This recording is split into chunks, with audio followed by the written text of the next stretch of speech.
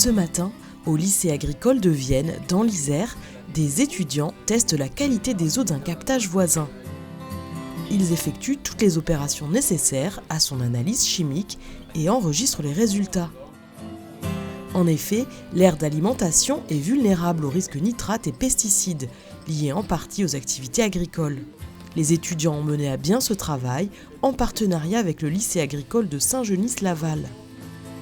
Alors les élèves, c'est quelque chose qu'ils apprécient beaucoup parce que ça les met déjà dans une posture de professionnel, puisqu'ensuite ils rendent compte aux gestionnaires du captage les analyses qu'ils ont trouvées.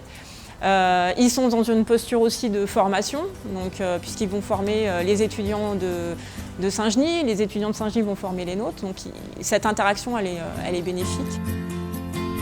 Préserver l'eau et sa qualité, c'est l'affaire de tous.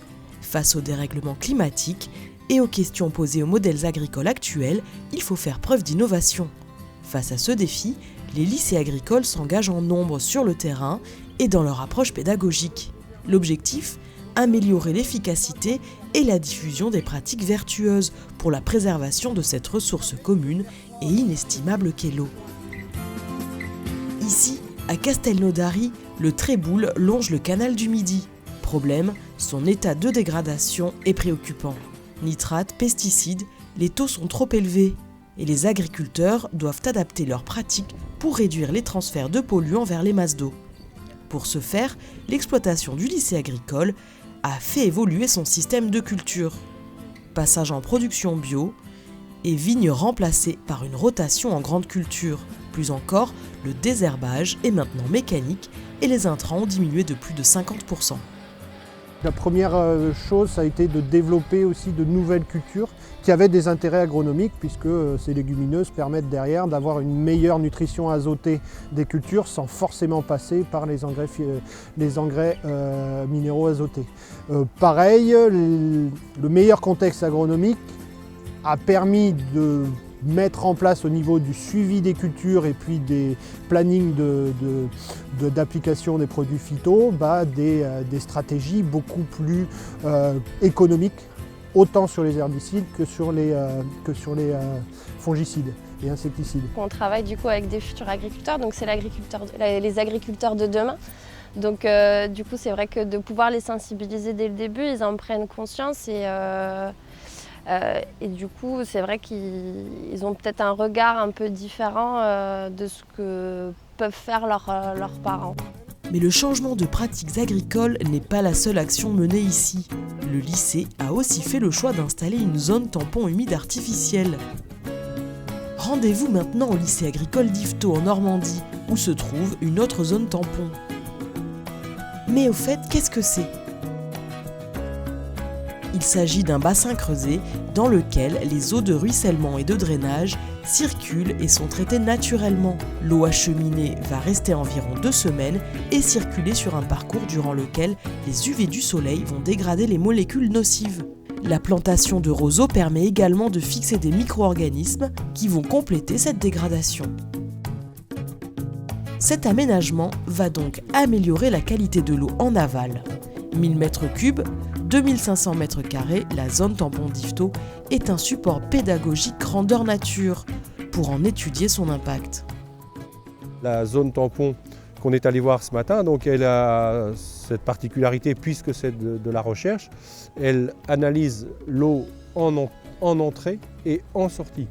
On peut être le modèle pour essayer que des agriculteurs constatent que cette zone c'est une solution, ça marche. Et pourquoi pas, après, s'unir à une dizaine d'agriculteurs et sur un autre sous-bassin versant, mettre en place une zone comme celle-ci. À la Canourgue, en Lozère, on a abordé la problématique des intrants et de la gestion des effluents piscicoles en expérimentant une autre technique innovante, l'aquaponie. Grâce à une production rationalisée de poissons couplée à des cultures végétales en hydroponie, l'eau est presque totalement recyclée. L'eau chargée en sortie des poissons sert à alimenter en nutriments des serres en maraîchage et en horticulture. Résultat, une efficience agronomique étonnante. L'association symbiotique, on pourrait presque dire, entre une production de poissons et une production de plantes. C'est un système qui s'avère être très vertueux, qui peut-être sera un modèle d'agriculture agroécologique de demain, voire d'aujourd'hui, puisque en fait on est sur un système très recirculé, bouclé, où l'eau des poissons, moyennant un traitement des rejets solides et des rejets dissous, alimente en fait une production horticole qui, elle, contribue à l'abattement des nitrates et des phosphates générés par la chaîne de traitement des poissons. De plus, les boues ultimes issues de la pisciculture en circuit ouvert et des bassins d'aquaponie sont traitées par des lombrics et valorisées sous forme de compost. On s'est dit, mais sur le territoire, il y a d'autres déchets dont on ne sait pas quoi faire, par exemple les déchets verts de la commune. Et donc on a deux activités, deux déchets. Est-ce que si on les met ensemble, est-ce qu'on peut arriver à quelque chose d'intéressant? Et donc le lombricompostage a semblé être une bonne idée, puisque dans l'idée de ce process, s'il fonctionne, et j'espère qu'il fonctionnera, c'est de transformer deux déchets d'un territoire en 0 déchet et 3 produits.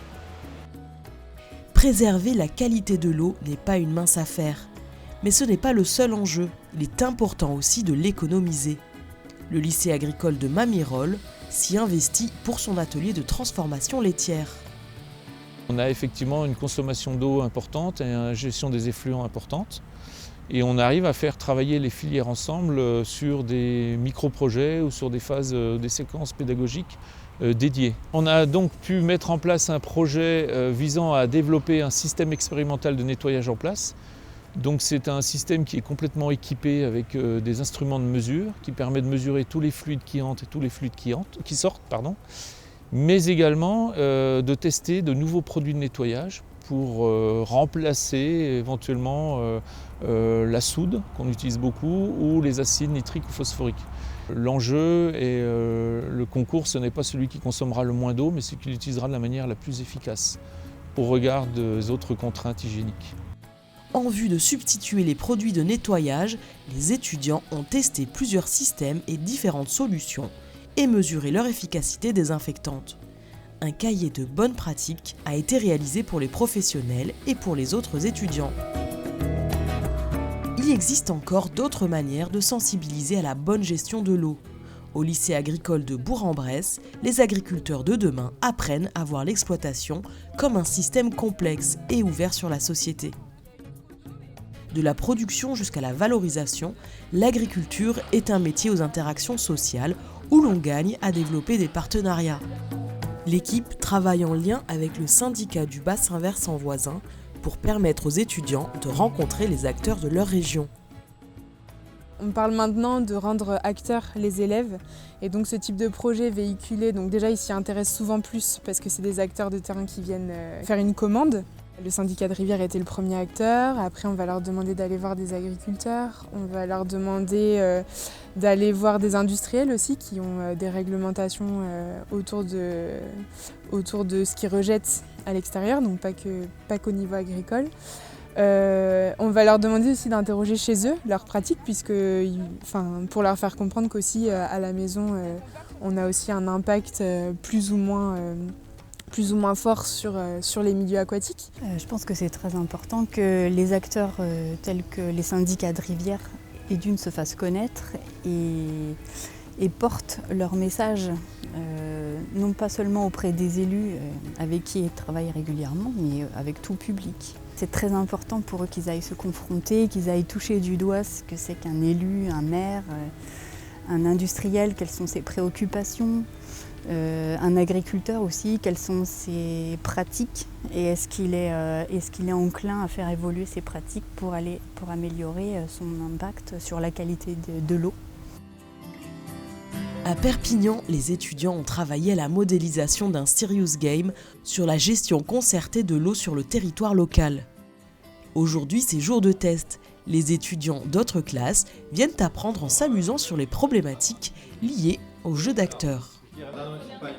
J'ai trouvé le jeu intéressant de part donc d'apprendre la démarche de l'eau, l'importance de l'eau et aussi surtout au niveau des interactions humaines, de voir qu'on n'est vraiment pas tous d'accord, qu'on a nos intérêts et que c'est pas facile de bouger quelque chose. Et c'est vrai que cette année le projet avec les bacs professionnels justement, la classe de bac professionnel, c'est de s'appuyer sur des visites de l'exploitation du lycée pour les amener à comprendre qu'est-ce que c'est qu'une ressource commune en partant finalement d'un utilisateur basique, un agriculteur, une exploitation, et en remontant et en découvrant que finalement cette eau qu'il utilise, elle concerne d'autres acteurs, elle concerne un territoire et que donc elle est commune finalement, elle est commune à tout un ensemble d'acteurs. Ces quelques exemples témoignent de la transition technique, agroécologique et pédagogique menée dans l'enseignement agricole en lien avec le territoire, pour que les futurs agriculteurs et citoyens soient acteurs d'une gestion durable et concertée de l'eau. La mise en réseau à un niveau national assure une facilitation des échanges, de la professionnalisation des personnels, de la mutualisation des compétences et des outils créés pour une meilleure synergie des effets.